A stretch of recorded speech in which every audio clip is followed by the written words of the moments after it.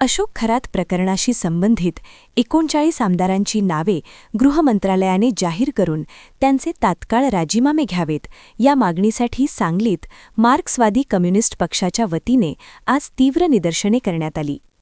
सांगली शहरातील ऐतिहासिक स्टेशन चौक येथे मार्क्सवादी कम्युनिस्ट पक्षाच्या कार्यकर्त्यांनी एकत्र येत जोरदार घोषणाबाजी केली। अशोक खरात प्रकरणी 39 आमदारांचे संबंध असल्याचे गृह मंत्रालयाकडून स्पष्ट करण्यात आले आहे। त्यामुळे ही नावे गुलदस्त्यात न ठेवता जनतेसमोर जाहीर करावीत आणि संबंधित आमदारांचे राजीनामे घ्यावेत अशी मागणी पक्षाच्या वतीने करण्यात आली आहे।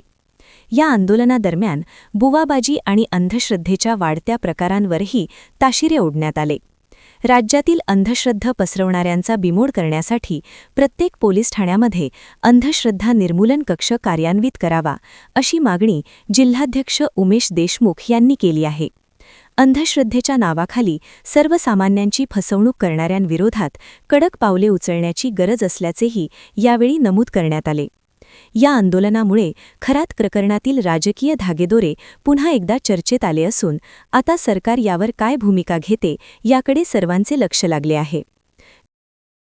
महाराष्ट्रामध्ये गेल्या काही दिवसापासून अशोक खरात प्रकरण गाजताना आपण पाहतोय। ह्या अशोक खरातच्या संपर्कामध्ये महाराष्ट्रातले 39 लोकप्रतिनिधी होते असं गृह खात्यानं एका बाजूला सांगितलेलं आहे, परंतु आम्ही आज मागणी करीत आहोत की गृह खात्यानं त्या 39 लोकप्रतिनिधींची नावं जाहीर करावीत, त्यांचे राजीनामे महाराष्ट्र सरकारनं घ्यावेत। या मागणीसाठी आज आम्ही स्टेशन चौकामध्ये मार्क्सवादी कम्युनिस्ट पक्षाच्या वतीनं निदर्शनं केलेली आहेत। या महाराष्ट्रामध्ये अनेक असे बुवाबाज करणारी लोक आहेत। महाराष्ट्रातल्या अंधश्रद्धा निर्मूलनचा कायदा झाला, परंतु कुठल्याही पोलीस स्टेशनमध्ये अंधश्रद्धा निर्मूलनचा कक्ष स्थापन केलेला नाही।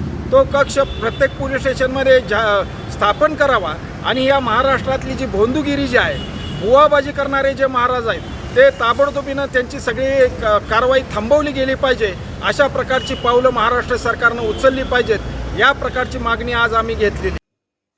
विशेष प्रतिनिधी NTV न्यूज मराठी, सांगली।